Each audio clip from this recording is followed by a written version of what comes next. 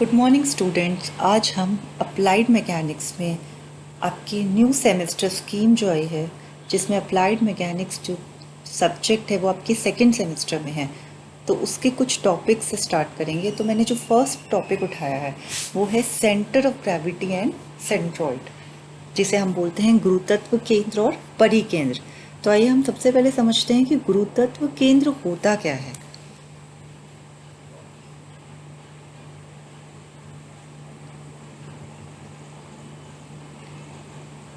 तो देखिए, गुरुतत्व केंद्र को जानने से पहले आपको पता होना चाहिए कि जो पिंड होता है, यानी कोई वस्तु, ऐसी वस्तु जो बहुत सारे कणों से बनी है। जैसे कि देखिए, ये वस्तु मैंने ली है, इसमें बहुत सारे कण हैं। ये कण जब जुड़ते हैं तब ये वस्तु बनी। अब हर कण को पृथ्वी अपनी ओर खींच रही है। पृथ्वी हर कण को अपनी ओर कैसे खींच रही है? गुरुत्वाकर्षण बल के कारण। यानी हर कण पर एक छोटा सा ही सही एक बल लग रहा है, जो कि पृथ्वी जिस कारण उसे अपनी तरफ खींच रही है। तो अगर असंख्य कण है तो हर पे बल लग रहा है। तो इन सभी बलों का, इन सभी गुरुत्वाकर्षण बलों का जो परिणामी बल होगा वो भी किसी बिंदु से गुजरेगा। तो वह बिंदु जहां से पूरी वस्तु का परिणामी गुरुत्वाकर्षण बल गुजरता है उसे हम बोलते हैं गुरुतत्व केंद्र, यानी सेंटर ऑफ ग्रेविटी। क्लियर? देखिए, वस्तु के कणों पर कार्यरत इस गुरुत्वाकर्षण बलों का परिणामी जिस बिंदु से गुजरता है उस बिंदु को हम सेंटर ऑफ ग्रेविटी या गुरुतत्व केंद्र कहते हैं। तो गुरुतत्व केंद्र बेसिकली क्या हुआ?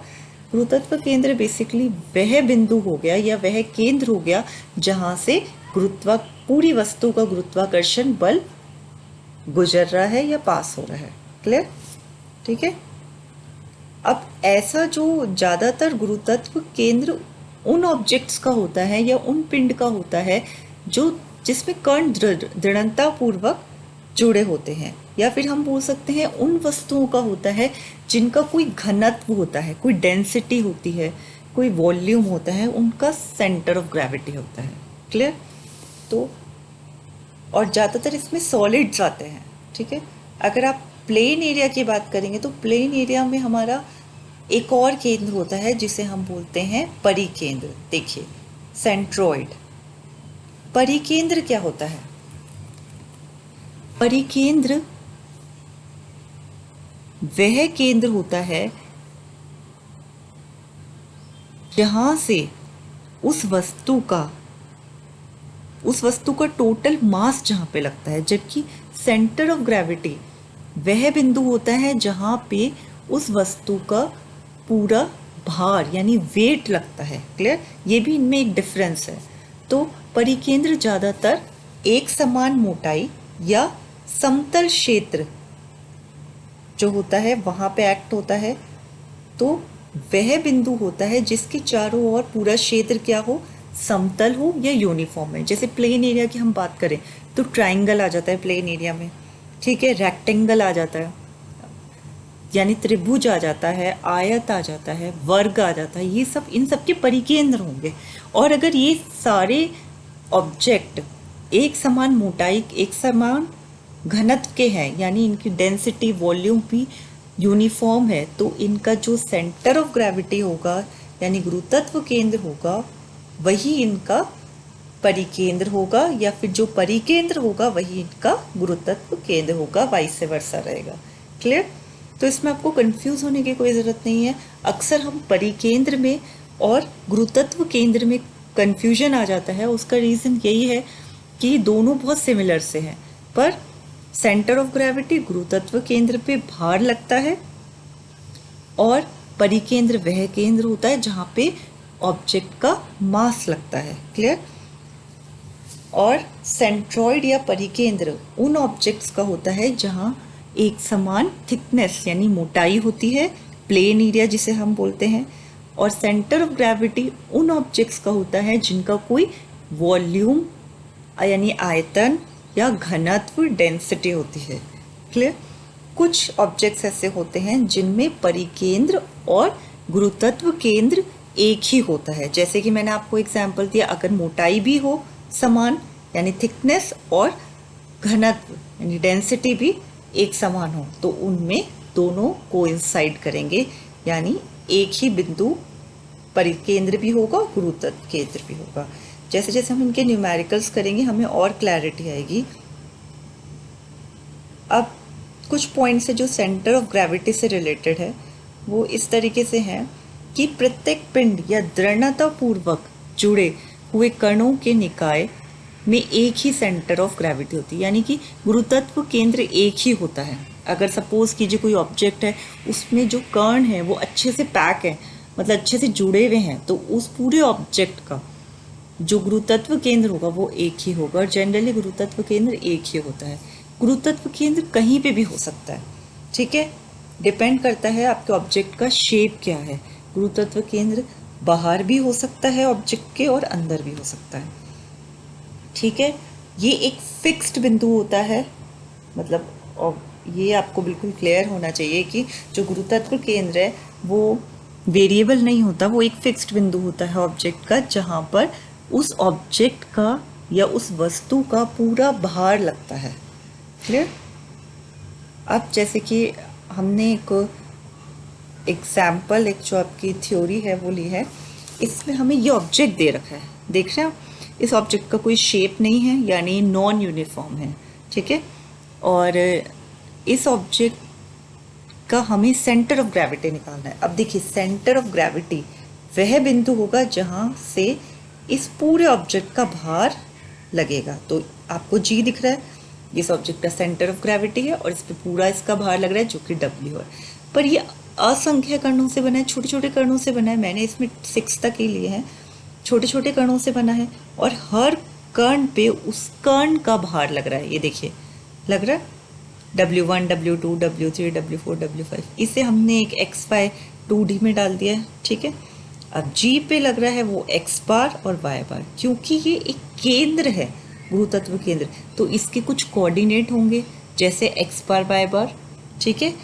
अगर आप देखें वन जो कर्ण लिया मैंने उसके कोऑर्डिनेट क्या हो जाएंगे x1 और y1, 2 कर्ण लिया उसके क्या हो जाएंगे x2 एंड y2, इसी तरीके से सबके आ जाएंगे। अब अगर सपोज कीजिए मुझे सेंटर ऑफ ग्रेविटी निकालना है इनका, ठीक है, ये हम एक थ्योरेटिकल देख रहे हैं, फिर हम इसी को न्यूमेरिकल्स में भी यूज़ करेंगे। तो आप क्या करेंगे, ओ वाई के अबाउट मोमेंट लेंगे, ये ओ वाई आपके एक्सेस है, ये ओ एक्स एक्सेस है। अगर आप ओ वाई के अबाउट मोमेंट लेंगे इन सभी बलों का, तो आप कैसे लेंगे W1 और यहाँ से ओ वाई से लंबवत दूरी उस पार्टिकल की यानी परपेंडिकुलर डिस्टेंस। तो x1 हो गया, तो मैंने क्या लिखा W1 multiply by x1 and this is clockwise direction, ठीक है। इस तरीके से आप लिखेंगे W2 multiply by x2, W3 multiply by x3, इसी तरीके से W4 मल्टीप्लाई बाय x4 और ऐसे करके सो ऑन। आप n तक लेना चाहेंगे तो कोई भी कर्ण n है तो WN और उसकी दूरी OY से, ठीक है। अब वैसे इन सब का जो कणों का जो बीजीय योग है आघूर्ण का वो किसके बराबर होना चाहिए, जो G पॉइंट पे जो बल लग रहा है यानी भार लग रहा है W मल्टीप्लाई बाय x बार, इसके बराबर होना चाहिए, ठीक है। इन सभी कणों का परिणामी आघूर्ण W x बार के बराबर होना चाहिए, तो मैंने इसके बराबर कर दिया। तो x बार कितना आ गया आपको, W x बार को यहीं रखिए, W को आप लेके जाएंगे तो आपका W को हम, ये मैंने W1 प्लस W2 क्यों लिखा है, क्योंकि W एक्चुअली इसके बराबर है, इसलिए मैंने W को स्प्लिट करके इस तरीके से लिखते हैं, ठीक है। यहाँ पे आप W भी लिख सकते हैं या फिर W is actually the total of W1 plus W2 and so on, ठीक है। अब आप मोमेंट लेंगे अबाउट OX कौन सी है, ये OX के अबाउट जब आप आघूर्ण लेंगे तो आप कैसे लेंगे, देखिए ये W है और अब आप कौन सी कैसे लेंगे आप? W1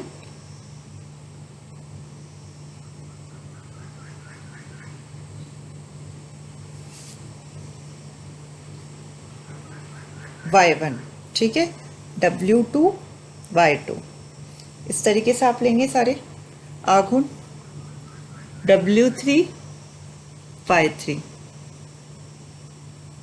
प्लस WN, और ये अगर हम W6 W6 एंड